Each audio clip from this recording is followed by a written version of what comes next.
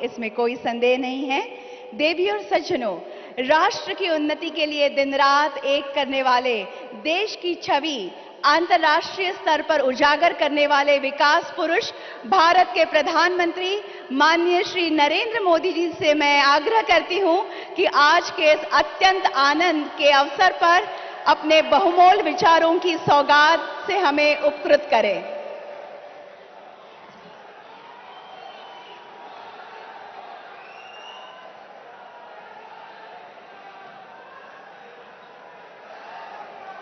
मंच पर विराजमान महाराष्ट्र के राज्यपाल श्रीमान भगत सिंह जी, यहां के लोकप्रिय मुख्यमंत्री एकनाथ शिंदे जी, इसी धरती के संतान और महाराष्ट्र के उज्जवल भविष्य के लिए प्रयत्नरत श्री देवेंद्र जी, नितिन जी, राव साहब दानवे, डॉक्टर भारतीताई और विशाल संख्या में पधारे हुए नागपुर के मेरे प्यारे भाइयों और बहनों,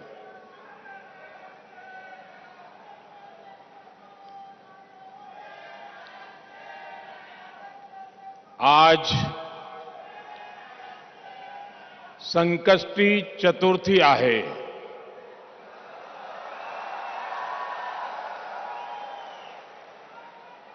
कोणतेही शुभकाम करताना आपण प्रथम गणेश पूजन करतो।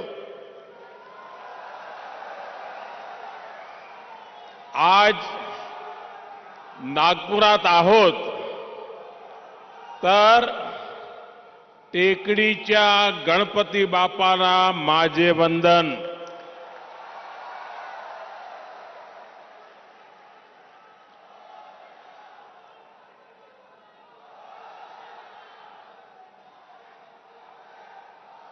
ग्यारह दिसंबर का आज का दिवस संकष्टी चतुर्थी का पवित्र दिवस है। आज महाराष्ट्र के विकास के लिए 11 सितारों के महानक्षत्र का उदय हो रहा है।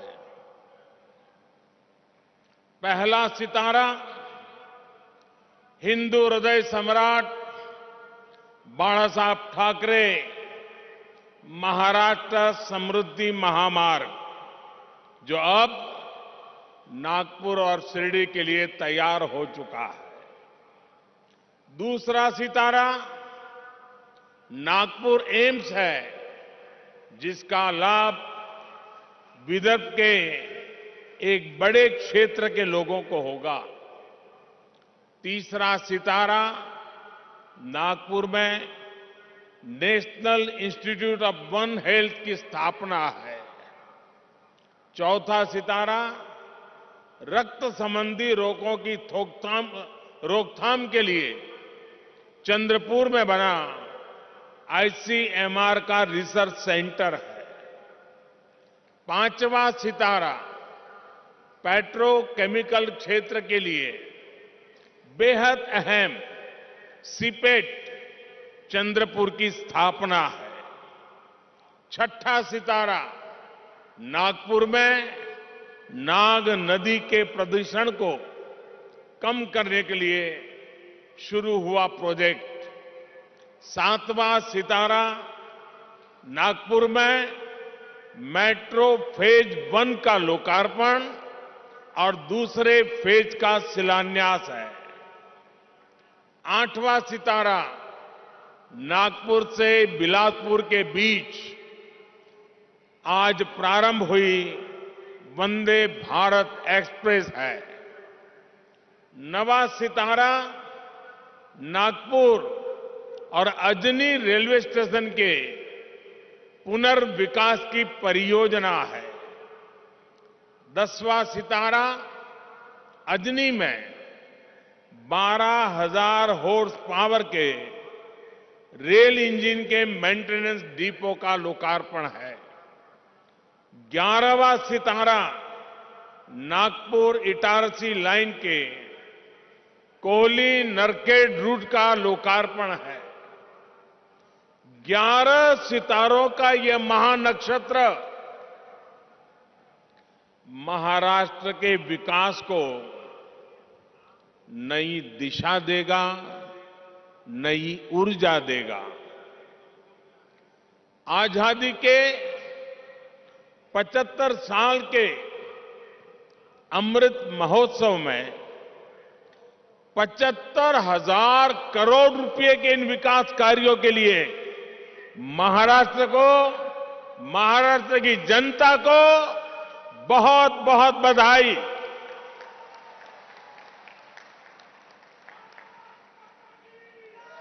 साथियों, आज का ये आयोजन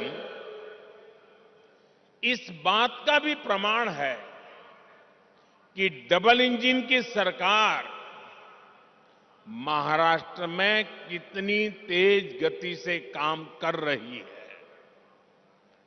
समृद्धि महामार्ग से नागपुर और मुंबई के बीच दूरी तो कम होगी ही, ये महाराष्ट्र के 24 जिलों को आधुनिक कनेक्टिविटी से जोड़ रहा है। इससे खेती किसानी को, आस्था के विभिन्न स्थलों में आने जाने वाले श्रद्धालुओं को, उद्योगों को बहुत बड़ा लाभ होने वाला है। रोजगार के नए अवसर बनने वाले हैं। साथियों, आज के दिन की एक और विशेषता है। आज जिन योजनाओं का लोकार्पण हुआ है उनमें इंफ्रास्ट्रक्चर विकास का होलिस्टिक विजन दिखता है। एम्स एक अपने आप में अलग तरह का इंफ्रास्ट्रक्चर है और समृद्धि महामार्ग दूसरी तरह का इंफ्रास्ट्रक्चर है। इसी तरह वंदे भारत एक्सप्रेस और नागपुर मेट्रो दोनों ही एक अलग प्रकार का कैरेक्टर है उस इंफ्रास्ट्रक्चर का।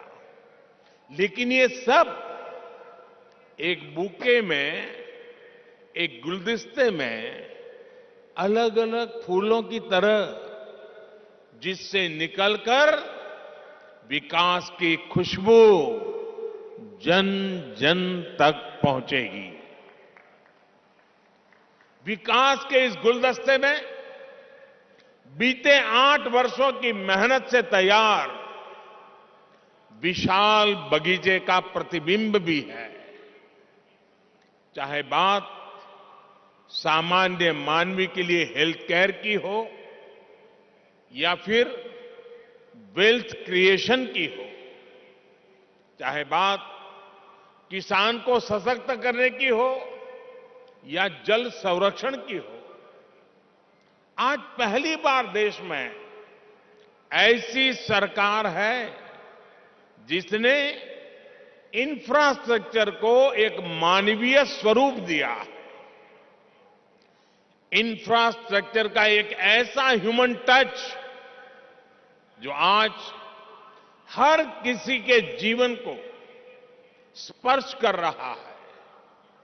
हर गरीब को 5 लाख रुपए तक का मुफ्त इलाज देने वाली आयुष्मान भारत योजना हमारे सोशल इंफ्रा का उदाहरण है।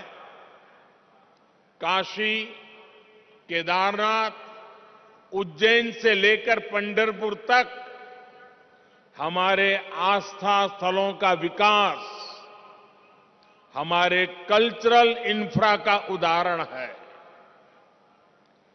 45 करोड़ से ज्यादा गरीबों को बैंकिंग सिस्टम से जोड़ने वाली जनधन योजना हमारे फाइनेंशियल इंफ्रास्ट्रक्चर का उदाहरण है। नागपुर एम्स जैसे आधुनिक अस्पताल खोलने का अभियान हर जिले में मेडिकल कॉलेज खोलने का अभियान हमारे मेडिकल इंफ्रास्ट्रक्चर का उदाहरण है।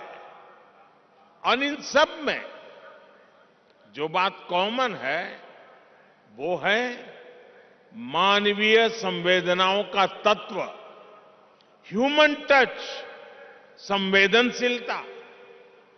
इंफ्रास्ट्रक्चर को हम सिर्फ निर्जीव सड़कों और फ्लाईओवर तक नहीं समेट सकते। इसका विस्तार कहीं ज्यादा बड़ा है। और साथियों, जब इंफ्रास्ट्रक्चर के काम में संवेदना नहीं होती, उसका मानवीय स्वरूप नहीं होता, सिर्फ ईंट, पत्थर, सीमेंट, चूना, लोहा दिखता है,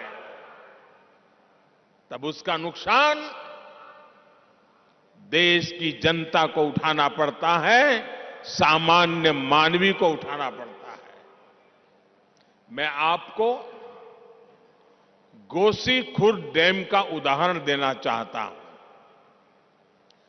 30-35 साल पहले इस डैम की नींव रखी गई थी और उस समय उसका अनुमानित खर्च 400 करोड़ रुपए के आसपास था। लेकिन बरसों तक संवेदनाहीन कार्यशैली के कारण बरसों तक वो डैम पूरा नहीं हो पाया। अब डैम का अनुमानित खर्च 400 करोड़ से बढ़कर के 18,000 करोड़ रुपए हो गया। 2017 में डबल इंजन की सरकार बनने के बाद इस डैम का काम तेज हुआ है। हर समस्या को सुलझाया गया है। मुझे संतोष है कि इस वर्ष ये डैम पूरा भर पाया है। आप कल्पना कर सकते हैं, इसके लिए 3 दशक से ज्यादा लगे, तब जाकर इसका लाभ गांव को, किसान को मिलने लगा। भाइयों और बहनों, आजादी के अमृत काल में देश विकसित भारत के विराट संकल्प के साथ आगे बढ़ रहा है। विकसित भारत के निर्माण का रास्ता है भारत की सामूहिक ताकत। विकसित भारत के निर्माण का मंत्र है राष्ट्र के विकास के लिए राज्य का विकास। बीते दशकों का हमारा ये अनुभव रहा है कि जब हम विकास को सीमित रखते हैं तो अवसर भी सीमित हो ही जाते हैं। जब शिक्षा कुछ ही लोगों, कुछ ही वर्गों तक सीमित थी, तो राष्ट्र का टैलेंट भी पूरी तरह निखर कर सामने नहीं आ पाया। जब बैंकों तक कुछ लोगों की पहुंच थी, तो व्यापार कारोबार भी सीमित ही रहा। जब बेहतर कनेक्टिविटी केवल कुछ शहरों तक सीमित थी, तो ग्रोथ भी उसी दायरे तक सीमित रही। यानी विकास का पूरा लाभ ना तो देश की बड़ी आबादी को मिल पा रहा था और ना ही भारत की असली ताकत उभर के सामने आ पा रही थी। बीते 8 वर्षों में हमने ये सोच और अप्रोच दोनों बदली है। हम सबका साथ, सबका विश्वास, सबका विकास और सबका प्रयास, इस पर बल दे रहे हैं। और जब मैं सबका प्रयास कहता हूं तो इसमें हर देशवासी शामिल है और देश का हर राज्य शामिल है। छोटा बड़ा जो भी हो, सबका सामर्थ्य बढ़ेगा तब जाकर भारत विकसित बनेगा। इसलिए हम उनको प्रोत्साहित कर रहे हैं जो पीछे रह गए, वंचित रह गए, जिनको छोटा समझा गया, यानी जो पहले वंचित था वो अब हमारी सरकार की वरीयता में है। इसलिए आज छोटे किसानों के लिए वरीयता के आधार पर काम किया जा रहा है। पीएम किसान सम्मान निधि का बड़ा लाभ यहां विदर्भ के किसानों को भी मिला है। ये हमारी ही सरकार है जिसने पशुपालकों को वरीयता देते हुए किसान क्रेडिट कार्ड की सुविधा से जोड़ा है। हमारे रेहड़ी पटरी ठेले वाले भाई बहन, स्ट्रीट वेंडर्स, उन भाई बहनों को भी पहले कोई पूछता नहीं था, वो भी वंचित थे। आज ऐसे लाखों साथियों को भी वरीयता देते हुए बैंक से आसान ऋण मिल रहा है। साथियों, वंचित को वरीयता, वंचित को वरीयता, इसका एक और उदाहरण हमारे आकांक्षी जिलों का भी है। देश में 100 से अधिक जिले ऐसे हैं जो आजादी के इतने दशकों बाद भी विकास के अनेक पैमानों पर बहुत पीछे थे। इनमें से ज्यादातर आदिवासी क्षेत्र थे, हिंसा से प्रभावित क्षेत्र थे। इनमें मराठवाड़ और विदर्भ के भी अनेक जिले शामिल हैं। बीते 8 वर्षों से हम देश के ऐसे ही वंचित क्षेत्रों को तेज विकास की ऊर्जा का नया केंद्र बनाने पर बल दे रहे हैं। आज जिन प्रोजेक्ट्स का लोकार्पण और शिलान्यास हुआ है, वे भी इसी सोच और अप्रोच का प्रकट रूप है। साथियों, आज आपसे बात करते हुए मैं महाराष्ट्र के लोगों को, देश के लोगों को भारत की राजनीति में आ रही एक विकृति से सावधान भी करना चाहता हूं। ये विकृति है शॉर्टकट की राजनीति की। ये विकृति है राजनीतिक स्वार्थ के लिए देश का पैसा लुटा देने की। ये विकृति है करदाताओं की गाढ़ी कमाई को लुटा देने की।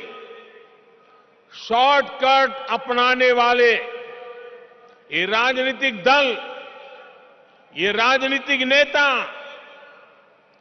देश के हर करदाता के सबसे बड़े दुश्मन है, जिनका मकसद सिर्फ सत्ता में आना होता है, जिनका लक्ष्य झूठे वायदे करके सिर्फ सरकार हड़पना होता है, वो कभी देश नहीं बना सकते।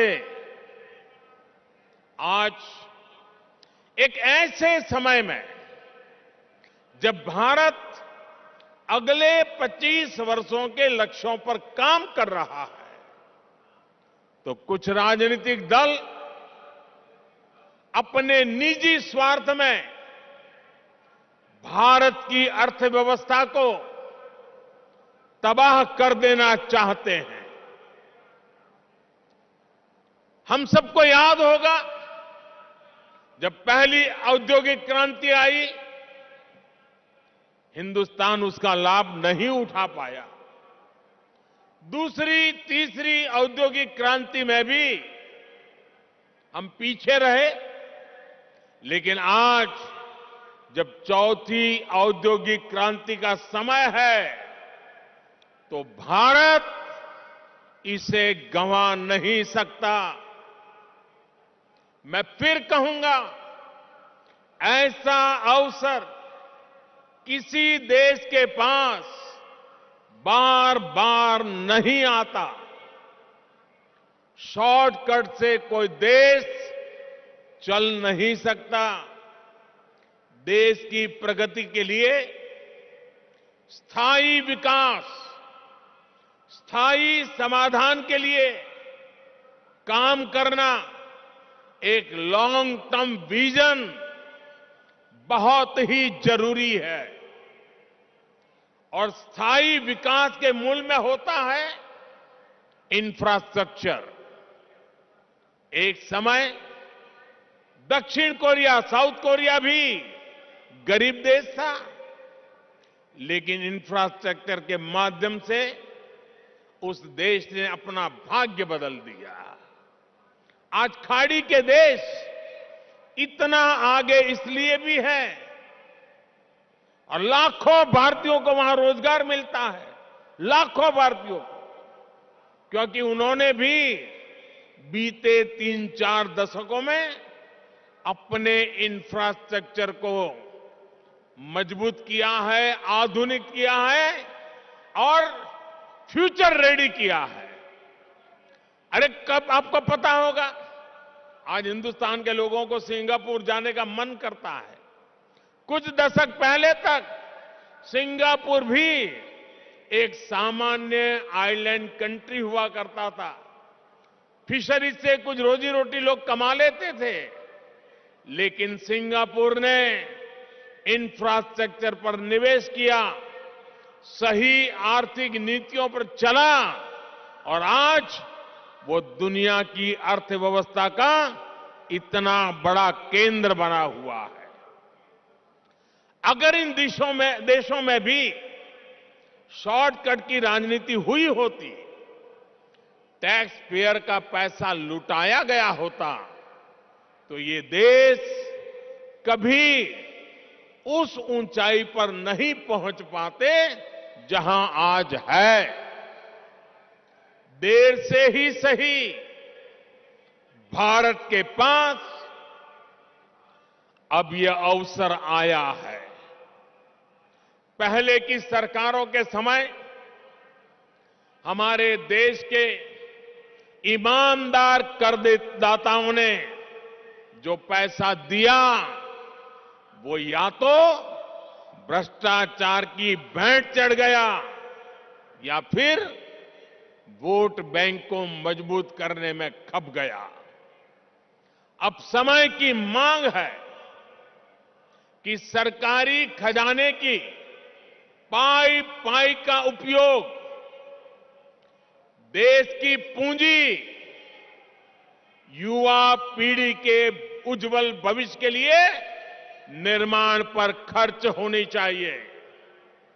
मैं आज भारत के हर युवा से आग्रह करूंगा, हर टैक्स पेयर से आग्रह करूंगा, ऐसे स्वार्थी राजनीतिक दलों को, ऐसे स्वार्थी राजनीतिक नेताओं को एक्सपोज करिए। आमदनी अठन्नी, खर्चा रुपया, ये वाली कुनीति लेकर के जो राजनीतिक दल चल रहे हैं, वे इस देश को भीतर से खोखला कर देंगे। दुनिया के कई देशों में हमने आमदनी अठन्नी, खर्चा रुपया, ये ऐसी कुनीति की वजह से पूरी अर्थव्यवस्था को तबाह होते देखा है। हमें मिलकर भारत को ऐसी कुनीति से बचाना है। हमें याद रखना है, एक और आमदनी अठन्नी खर्चा रुपया, ये वाली दिशाहीन कुनीति और सिर्फ स्वार्थ है। वहीं दूसरी ओर देश हित और समर्पण भाव है। स्थायी विकास, स्थायी समाधान का प्रयास है। आज भारत के युवाओं के पास जो अवसर आया है, वो हम ऐसे ही जाने नहीं दे सकते। और मुझे खुशी है कि आज देश में स्थायी विकास और स्थायी समाधान को सामान्य मानवी का भी जबरदस्त समर्थन मिल रहा है। अभी पिछले सप्ताह गुजरात में जो चुनाव के नतीजे आए हैं, वो स्थायी विकास और स्थायी समाधान की आर्थिक नीति, विकास की रणनीति का परिणाम है। मैं शॉर्टकट अपनाने वाले ऐसे राजनेताओं को भी विनम्रतापूर्वक, आदरपूर्वक कहूंगा कि स्थायी विकास के विजन को समझिए, उसके महत्व को समझिए। आज देश के लिए उसकी कितनी जरूरत है, उसको समझिए। शॉर्टकट के बजाय स्थायी विकास करके भी आप चुनाव जीत सकते हैं, बार बार चुनाव जीत सकते हैं। ऐसे दलों को मैं कहना चाहता हूं, आपको डरने की जरूरत नहीं है। मुझे विश्वास है, जब आप देश हित को सर्वोपरि रखेंगे, तो शॉर्टकट की राजनीति का रास्ता भी जरूर त्याग करेंगे। भाइयों और बहनों, एक बार फिर महाराष्ट्र के लोगों को, देश के लोगों को इन परियोजनाओं के लिए मैं बहुत बहुत बधाई देता हूं। और मैं मेरे नौजवान दोस्तों से कहता हूं, ये जो मैंने आज 11 सितारे दिखाए हैं, जो मैंने आज 11 सितारों की आपके सामने गिनती की है, ये 11 सितारे आपका भविष्य गढ़ने वाले हैं, आपके लिए अवसरों को जन्म देने वाले हैं। और यही रास्ता है, यही रास्ता सही है। एषः पंथः, एषः पंथः, इस मंत्र को लेकर के आइए, पूर्ण समर्पण भाव से अपने आप को खपा दे। 25 साल का ये मौका हम जाने नहीं देंगे दोस्तों। बहुत बहुत धन्यवाद।